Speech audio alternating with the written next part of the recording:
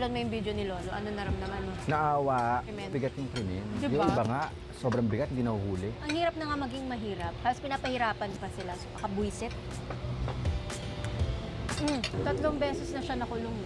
Sa pangalawang beses, before siya kinulong, binugbog siya. Dapat imbestigahan nyo yan. Di ba bawal yun? Bawal yun. Dapat oo, bawal yun. Hello po. Hi, Juana! Hi, followers po. Mura na dahil silang tao, na igo na ko na baso, na kita-kita na ko, na uli na ko. Ikapilang ka na preso.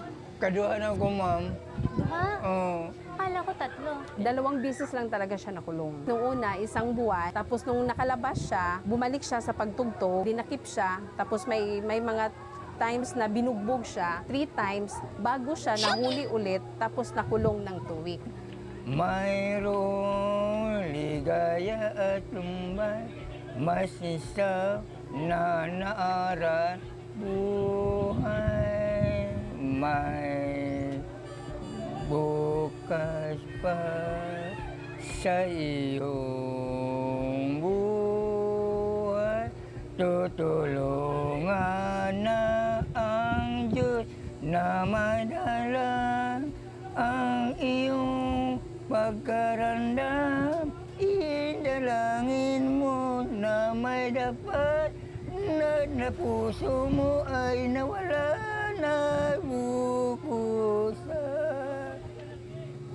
Inisip ko talaga, coloring box, kasi ang cute niya. Meron ka mga pwedeng gawin mga puzzle, tapos magkukulay ka. Ako yung yakap niya.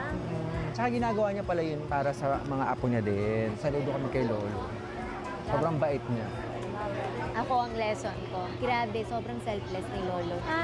Lungkot na yung pinagdaanan niya ay grabe. Pero salamat din sa inyo kasi pinagtagpo mo kami. Ang din gusto ko sabihin, sana po i-share niyo tong video. Huwag po kayo manonood sa mga ibang mga channel kasi nawawala po yung kita, nalilipat siya sa iba. So make sure pupunta kayo dito sa vlog na to, sa aking YouTube channel. So lahat kasi ng kikitain ng vlog na to ay bibigay natin kay Lolo. Ito ay tulong na para hindi na siya babalik sa yung makulong, mabugbog. Ayoko na mangyari sa kanya yun. Especially pag matanda kasi, naiisip ko yung tatay ko, yung lolo ko kasi namatay siya mga 85. Yung nasa utak ko, what if lolo ko yun? Nakakadurog ng puso yung makita yung ganun yung sitwasyon niya. Sobrang saya. Grabe yung ngiti niya sa pagbili ng toys para sa mga apo niya. Hindi nga para sa sarili niya. Tapos tinatanong ko siya, anong gusto mo? Anong gusto mo?